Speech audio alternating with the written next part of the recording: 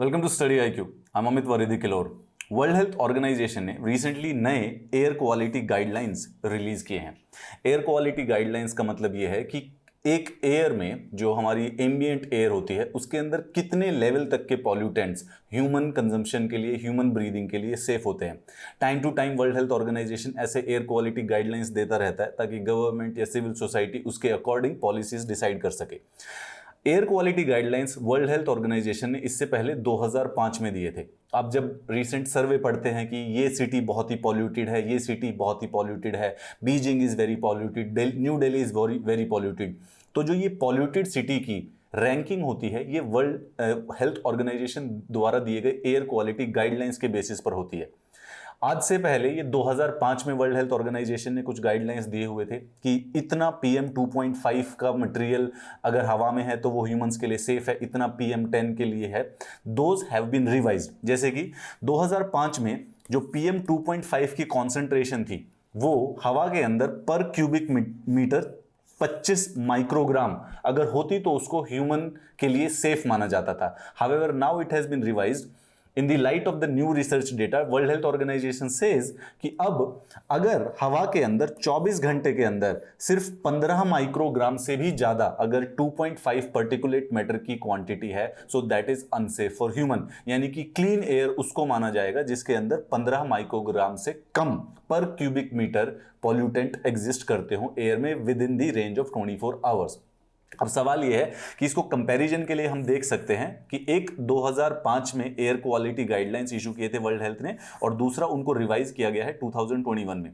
The primary changes are that कि उसको थोड़ा सा और ज्यादा स्ट्रिंजेंट बना दिया गया है। जैसे आप टेबल पर देख सकते हैं कि जो PM 2.5 यानी पर्टिकुलेट मैटर 2.5 माइक्रोन की जो विड्थ का होता है उसकी जो एवरेज थी वो अगर 24 घंटे के अंदर अंदर 25 मिलीग्राम भी होती थी, माइक्रोग्राम होती थी, तो उस हवा को क्लीन माना जाता था। Now it has been changed. अब उसी हवा को क्लीन माना जाता है जिसके अंदर 15 माइक्रोग्राम PM 2.5 की क्वांटिटी होती है। अगर उससे ज्यादा है तो उसको पॉल्यूटेड एयर कहा जाएगा। सिमिलरली पर्टिकुलेट मैटर 10 माइक्रोन की जो 24 घंटे की लिमिट थी वो थी 50 माइक्रोग्राम और अब उसको हटा के उसको कम करके 45 कर दिया गया है। इसी प्रकार से ozone, nitrous oxide, sulphur oxide और कार्बन मोनोक्साइड की अलग अलग एयर क्वालिटी गाइडलाइंस ने जो 2005 में दी थी उन सबको थोड़ा थोड़ा कम कर दिया गया है। ओजोन की 100 थी, ये अभी सेम है, लेकिन नाइट्रोजन ऑक्साइड की कम हो गई है, सल्फर ऑक्साइड की कम हो गई है एंड कार्बन मोनोक्साइड की जो पिछली बार नहीं दी गई थी इस बार नई ऐड की गई है 2021 में। ये गाइडलाइंस जो वर्ल्ड हेल्थ ऑर्गेनाइजेशन देता है ये कोई स्टैंडर्ड्स नहीं है, ना ही ये लीगली बाइंडिंग होते हैं किसी भी कंट्री के ऊपर। ये बेसिकली गाइडलाइंस हैं, यानी कि जो हेल्थ इंपैक्ट होते हैं एयर पॉल्यूशन के, तो वहां की सिविल सोसाइटी, गवर्नमेंट या MCG जो कॉर्पोरेशंस होती हैं, they can take this into account. अगर इन लेवल से पॉल्यूशन ज्यादा बढ़ रहा है तो उसी के अकॉर्डिंग वो पॉल्यूशन को कंट्रोल करने की कोशिश कर सकते हैं और पॉलिसीज बना सकते हैं।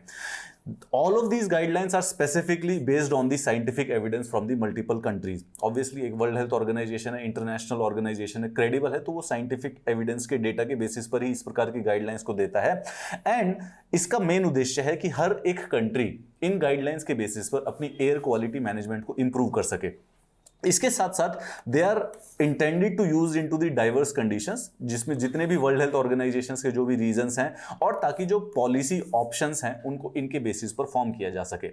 सवाल यह है कि जो रेकमेंडेड लेवल होता है, जो कि 6 मोस्ट कॉमन एयर पॉल्यूटेंट्स हैं, आपने अगर लिस्ट देखा हो तो इसके अंदर टोटल 6 हैं, PM 2.5, PM 10, ozone, nitrous oxide, sulphur oxide और carbon monoxide. These are the 6 most common air pollutants.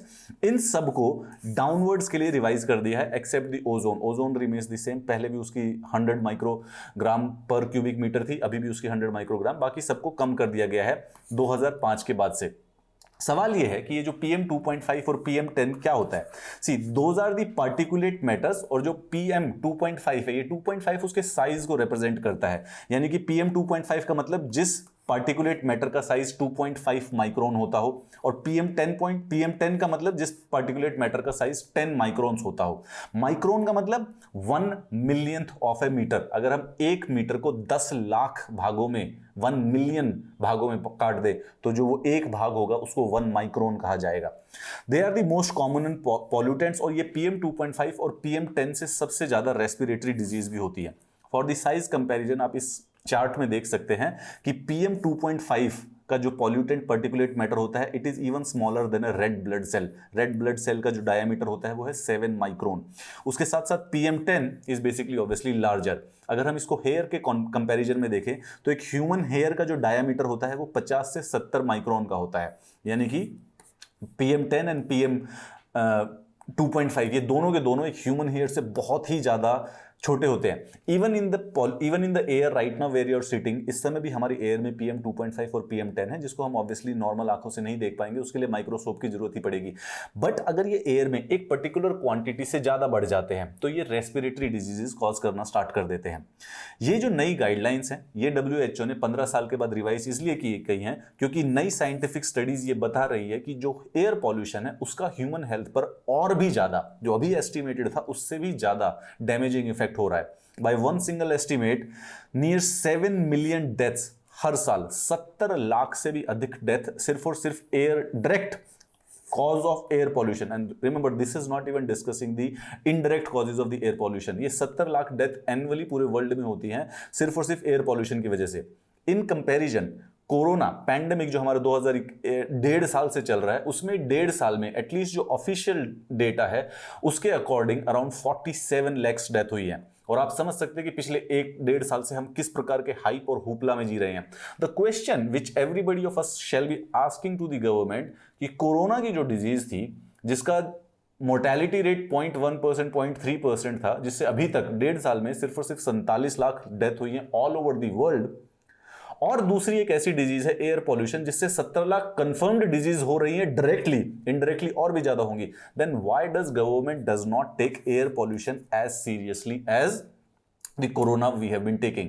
Corona के लिए हमने पूरा का पूरा लॉकडाउन कर दिया था और सारी फैक्ट्रियां बंद करवा दी थी, सारे काम बंद करवा दिए थे, सबकी जॉब अनएम्प्लॉयड कर दिया just to save us from corona. What actually stops government from making a policy जिससे एयर पॉल्यूशन रुक सकता है?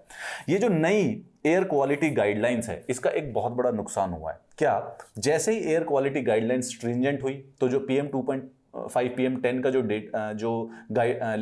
रेंज थी वो कम कर दी गई। The whole of India would now be considered a polluted country, यानी कि हमारे देश में कहीं पर भी और वेरी रेयरली कुछ जगहों पर सिर्फ 90% ऑफ द इंडिया में इस समय जो एयर है उसमें PM 2.5 और PM10 WHO की गाइडलाइन से अधिक है। By WHO's own admission, indeed, 90% of the world population lives in area जो कि उसके 2005 के पॉल्यूशन स्टैंडर्ड से भी नहीं मिल रही है। रिमेंबर 2021 के तो और स्ट्रिक्ट है, अभी तक 90% पॉपुलेशन वर्ल्ड की 2005 के पॉल्यूशन को भी मीट नहीं कर पा रही है स्टैंडर्ड्स को। The same applies to the India also. तो जो ये प्रोपोर्शन है ये और भी ज्यादा बढ़ने वाली है। South Asia and very specifically हम अपने कॉन्टेक्स्ट में बात करते हैं, इंडिया के कॉन्टेक्स्ट में, is right now the one of the most polluted area of the world, जहां पे जो ये पॉल्यूटेंट्स लेवल हैं सबके ozone, PM 2.5 PM10 recommended level से काफी ज्यादा हाई होता है। NCR पे अगर आप देखें, the recommended level of PM 2.5 in 2021 guidelines is 15 micrograms पर क्यूबिक ऑफ मीटर। दिसंबर के समय में दिल्ली की या NCR की हवा में ये जो 15 की जो रेंज है ये बेसिकली 500-400 पर डे के एवरेज पर रहती है और कई दिनों पर 1000 से भी ऊपर हो जाती है। इन दिल्ली एक ग्रीन पीस की स्टडी हुई थी जिन्होंने आइडेंटिफाई किया कि 2020 जिसमें लॉकडाउन हो रखा था और कई बार ऐसा भी लगा था कि थोड़ा पॉल्यूशन कम भी हो गया, उस समय भी जो ये रेंज थी ये 17 गुना ज्यादा थी देन दी रेकमेंडेड लेवल्स। मुंबई में 8 गुना, कोलकाता में 9 गुना और चेन्नई में 5 गुना ज्यादा थी। मतलब कि ऑल ओवर अगर इंडिया की किसी भी सिटी की बात करेंगे तो हम WHO के गाइडलाइंस को मीट नहीं कर रहे हैं। इंडिया के जो खुद के नेशनल एयर क्वालिटी स्टैंडर्ड्स हैं, WHO एक गाइडलाइंस देता है और हर कंट्री अपने खुद के एयर क्वालिटी स्टैंडर्ड्स भी मेंटेन करता है। हम उनके अकॉर्डिंग भी क्लीन एयर सिटी में नहीं आते, क्लीन एयर कंट्री में नहीं आते हैं और हमारे WHO से भी ज्यादा फ्री हैं, ईजी हैं। जैसे कि एक एग्जाम्पल पे PM 2.5 की जो कंसंट्रेशन है 24 घंटे के अंदर अंदर जो इंडिया के नेशनल स्टैंडर्ड्स है वो कहते हैं कि वो 60 माइक्रोग्राम पर क्यूबिक मीटर होनी चाहिए। 2005 का जो WHO की गाइडलाइंस थी वो 25 माइक्रोग्राम कहती थी। 2021 के जो गाइडलाइंस थे वो 15 माइक्रोग्राम है। यानी कि हम अपने लीनियंट जो स्टैंडर्ड्स हैं एयर के उनको भी मैच नहीं करते हैं, उसके बावजूद भी हम पॉल्यूटेड सिटी में, पॉल्यूटेड कंट्री में काउंट होते हैं।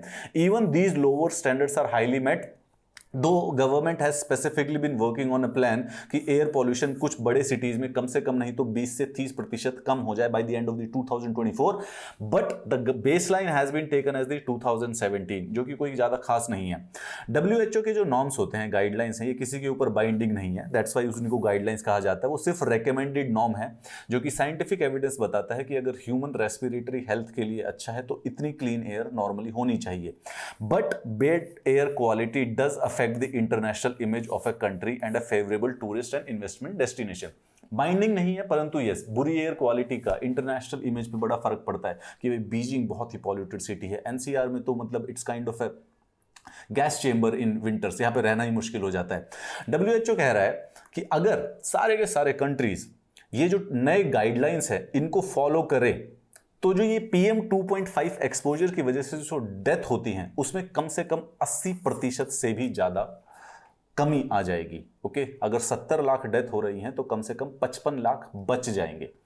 Now imagine it in the relative of the COVID, to save those many deaths, हमने पूरी इकोनॉमी को बंद कर दिया, हमने सारे स्कूल, 1.5 साल हो गया कोई स्कूल नहीं गया, कोई कॉलेज नहीं गया, सिर्फ इसलिए कि we can save people. The question which again we should be asking कि why is government not doing anything and why they do not take the pollution serious, जहां पे एविडेंस क्लियर कट है। Even achieving the 2005 standard, 2005 के भी standard अगर countries achieve कर ले तो 48 यानी 50% लोग बच जाएंगे, 70 लाख में से 35 लाख लोग जिंदा रहेंगे। India has been doing certain things regarding that. देखो, खुद हमारा भी अपने एक नया प्लान बनाया हुआ है, इंडिया का national clean air programme as well, जो कि 102 सिटीज हैं, जिसके अंदर हम उस सिटीज के जो पॉल्यूशन है उसको 20 से 30% कम करने की टारगेट को रखे हुए bye the end of 2024। But again the baseline is 2017 का जो लेवल था उसको 30% कम करना है again, and that is again very ambitious, उसको भी अचीव करना है। ये जो मॉडेस्ट टारगेट्स हैं इनको अचीव करने के लिए भी कई सारे साल लगेंगे। WHO के गाइडलाइंस तक तो हम अगले 10, 15, 20 सालों में भी पहुंचने का इमेजिन नहीं कर सकते हैं। Improvement is likely to be slow even if, अगर सस्टेन्ड पुश मोमेंटम मिलता रहे जो अभी प्रोजेक्ट्स चल रहे हैं तो, which let me guarantee you is not exactly as easy. India बहुत सारे स्टेप्स ले सकता है पॉल्यूशन को रोकने के लिए, and some are very easy, जैसे कि हमारी जो रोड्स हैं they do not confirm to the basic construction sites, हम उनकी साइड को पेव नहीं करते हैं, हार्मफुल पार्टिकल्स होते हैं जो रोड के मटेरियल से निकलते रहते हैं, 24 घंटे धूल उड़ती रहती हैं, साइड वॉक्स जो रोड डिवाइडर्स होते हैं they are major sources of the dust. सोनली इनको बहुत ही आसानी से फिक्स किया जा सकता है, it is not a very rocket big science, अगर लोकल म्युनिसिपल कॉर्पोरेशंस थोड़ा सा भी ज्यादा इसके अंदर विल और इंटरेस्ट दिखाएं इसको करने के लिए, एंड उसके साथ ही साथ इससे सिग्निफिकेंट गेन होते हैं एयर क्वालिटी को इंप्रूव करने के लिए। However, let me put it in a very hard words, don't be optimistic about it. For now you should actually, probably the next generation has to learn to live in the polluted air for several coming years. After a few decades, when a lot of deaths will happen, then probably politics and the bureaucrats might actually wake up to the emergency. Till then, if you need the PDF of this class, this is the Telegram channel that you shall be joining. I'll see you in the next class. Have a nice day.